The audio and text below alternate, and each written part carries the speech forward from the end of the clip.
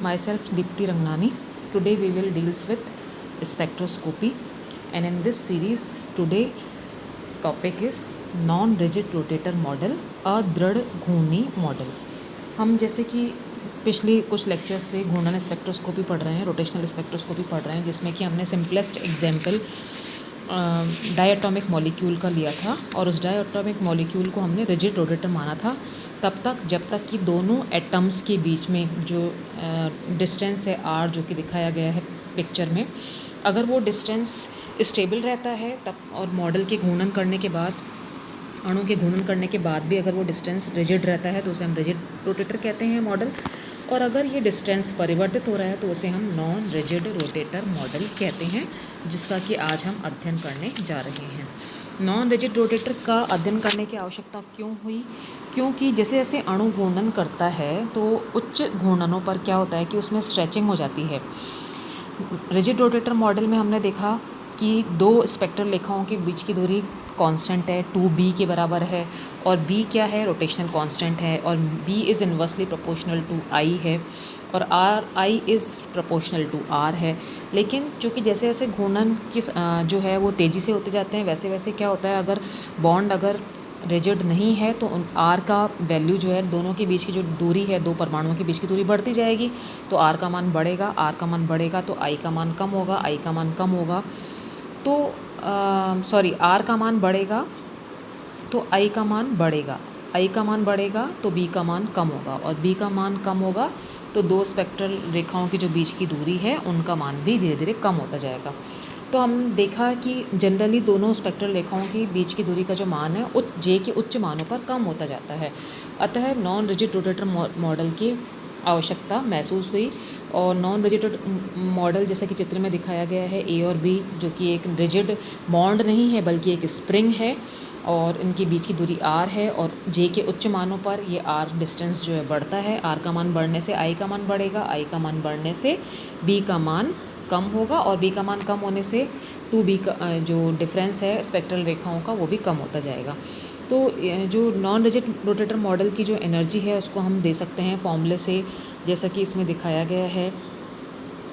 ई जे, अगर हम second number वाला फॉर्मूला लिखें तो उसमें लिखा है B J J plus one minus D J square J plus one whole square. तो जो ये टर्म है D J square J plus one का होल स्क्वायर, ये नॉन रिजिड रोटेटर को रिप्रेजेंट कर रही है, जहाँ पर डी जो है वो सेंट्रीफ्यूगल डिस्ट्रीब्यूशन कांस्टेंट या अपघूर्णी विकृत स्थिरांक होता है। और इसके द्वारा अगर हम डेल्टा ई की वैल्यू निकालें, जे से जे प्लस वन में अगर कोई मॉलिक्यूल जा रहा है तो अगर हम न्यू बार की वैल्यू निकालते हैं तो वो हमें वैल्यू प्राप्त होती है 2b जे प्लस वन माइनस 4d जे प्लस वन का होल क्यूब। तो यहाँ जो 4d जे प्लस वन का होल क्यूब है वो नॉन रिजिड रोटेटर मॉडल की वजह से प्राप्त हो रहा है। फिर हम इसके द्वारा अगर हम j की वैल्यू 0 से 1, न्यू की वैल्यू 0 से 1, 1 से 2, 2 से 3 और 3 से 4 तक अगर गणना करते हैं तो हमें मान क्रमशः 2b minus 4d, 6b minus 4b minus 22d, 6b minus 108d और 8b माइनस 256d प्राप्त होता है। और अगर हम इन दोनों स्पेक्ट्रल रेखाओं के बीच की दूरी निकालें कि जो सेकेंड और फर्स्ट के बीच का अंतर निकालें तो अंतर आएगा 2b माइनस 28d, 2 और 3 के बीच में अंतर निकालें तो 2b माइनस 76d, और 3 और 4 के बीच का अंतर निकालें तो वो आता है 2b माइनस 148d। और यह अंतर हम देख रहे हैं कि ऊपर से नीचे जाने पर कम होता जा रहा है। तो अतः स्पेक्ट्रल रेखाएं समान दूरी पर नहीं हैं, उनके बीच का जो मान है वो जे का मान बढ़ने पर कम होता जा रहा है, जो कि इसके नॉन रिजिड रोटेटर मॉडल को प्रूव करता है। तो इस तरह से घूर्णन स्पेक्ट्रोस्कोपी में हमने पहले रिजिड रोटेटर मॉडल पढ़ा, उसके बाद नॉन रिजिड रोटेटर मॉडल पढ़ा। अब ये घूर्णन स्पेक्ट्रोस्कोपी यहाँ कंप्लीट होती है। अब हम आगे पढ़ते हैं वाइब्रेशनल स्पेक्ट्रा। वाइब्रेशनल स्पेक्ट्रा जैसा कि पहले बता चुके हैं कि 3 तरह की स्पेक्ट्रोस्कोपी होती है। रोटेशनल स्पेक्ट्रम, जिसके लिए बहुत कम ऊर्जा की आवश्यकता होती है, 0.005 electron volt energy. Vibrational spectra, जिसके लिए कि हमें 0.1 इलेक्ट्रॉन वोल्ट एनर्जी की आवश्यकता होती है, और ये एनर्जी हमें कहाँ से मिलती है? विद्युत चुम्बकीय विकिरणों के IR रीजन से मिलती है, इसलिए इसे IR स्पेक्ट्रोस्कोपी या अवरक्त स्पेक्ट्रोस्कोपी भी कहते हैं। और जो अवरक्त स्पेक्ट्रम होते हैं उसके 3 भाग होते हैं। एक तो नियर IR रीजन होता है, दूसरा ऑर्डिनरी IR रीजन होता है, तीसरा फार IR रीजन होता है। और इसमें दिखाया गया है कि जो तरंगदैर्घ्य परास है वो 0.8 से म्यू से 2.5 म्यू तक होती है नियर IR के लिए, ऑर्डिनरी IR के लिए 2.5 म्यू से 15 म्यू तक होती है, और फार IR रीजन के लिए 15 म्यू से 200 म्यू तक होती है। और अणुओं को उत्तेजित करने के लिए सबसे कम ऊर्जा की आवश्यकता होती है, अतः शुद्ध जो घूर्णन स्पेक्ट्रम होते हैं सुदूर अवरक्त क्षेत्र में प्राप्त होते हैं। ये स्पेक्ट्रम जो है आणविक संरचनाओं का अध्ययन करने के लिए विशेष रूप से उपयोगी होते हैं। कंपन घूर्णन स्पेक्ट्रम के लिए जो नॉर्मल क्षेत्र होता है, नॉर्मल IR रीजन, वो उपयोगी होता है, और अधिकतर कार्बनिक यौगिक जो हैं वो इसी रीजन में अवशोषण करते हैं। अब इसके लिए एक्सपेरिमेंटल अरेंजमेंट या प्रायोगिक व्यवस्था क्या होती है IR स्पेक्ट्रोस्कोपी के लिए, कि जो इसमें जो एनर्जी सोर्सेज होते हैं नियर IR और निकट अवरक्त और अवरक्त जो ऑर्डिनरी, मतलब far near and ordinary region के लिए हमें नर्स्ट ग्लोअर काम में लेते हैं।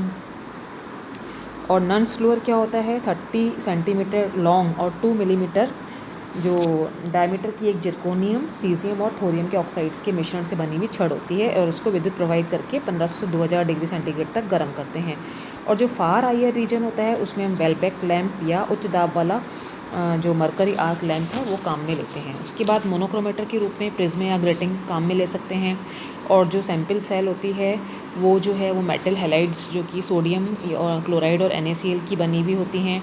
जो सॉल्वेंट होते हैं उसमें हम वाटर नहीं यूज़ करते हैं, क्योंकि वाटर इटसेल्फ जो है वो IR स्पेक्ट्रा देता है, इसलिए वाटर को सॉल्वेंट की तरह यूज़ नहीं करते हैं। इसकी जगह हमें carbon disulphide, chloroform, carbon tetrachloride और बेंजीन, ये चारों यूज़ कर सकते हैं। और ये तो हो गए सैंपल सेल और सॉल्वेंट। उसके बाद डिटेक्टर के रूप में जो है हम थर्मोपाइल या बोलोमीटर का यूज़ करते हैं। अब नेक्स्ट हम पढ़ेंगे कि IR स्पेक्ट्रम को प्राप्त करने की क्या शर्तें होती हैं, कौन से यौगिक होते हैं जो कि IR स्पेक्ट्रम में अवशोषण बैंड प्रदर्शित करते हैं। तो इसके लिए 2 शर्तें होती हैं कि अणु की जो कंपन गति है, क्योंकि IR स्पेक्ट्रम किससे मिलता है, कंपन गति से मिलता है, क्योंकि इसे हम वाइब्रेशनल स्पेक्ट्रम कहते हैं। और वाइब्रेशनल स्पेक्ट्रम मिक्स स्पेक्ट्रम होता है, वाइब्रेशनल रोटेशनल स्पेक्ट्रम होता है। तो अणु की जो कंपन की गति होती है उसकी जो आवृत्ति होती है वो विकिरण की आवृत्ति के समान होती है। तो न्यू विकिरण बराबर न्यू कंपन होना चाहिए। यदि कंपनों की आवृत्ति उतनी ही होनी चाहिए जितनी की विकिरण की आवृत्ति है। इसका कारण यह है कि कंपनों के दौरान द्विध्रुव आघूर्ण भी दोलन करता रहता है, और जब इन द्विध्रुव आघूर्ण की दोलन की आवृत्ति विद्युत चुम्बकीय आवृत्ति से मैच होती है तब अणु विकिरण का अवशोषण करता है, वरना नहीं करता है। दूसरा है कि अणुओं में कंपनों के जो परिणाम स्वरूप उनका द्विध्रुव आघूर्ण जरूर बदलना चाहिए, और जो डाइपोल मोमेंट है उसकी या तो परिमाण बदले, मतलब या तो उसका मैग्नीट्यूड बदले या फिर उसकी डायरेक्शन बदले। और यह परिवर्तन कब होगा, जब उसमें अणु में स्थायी द्विध्रुव आघूर्ण होगा।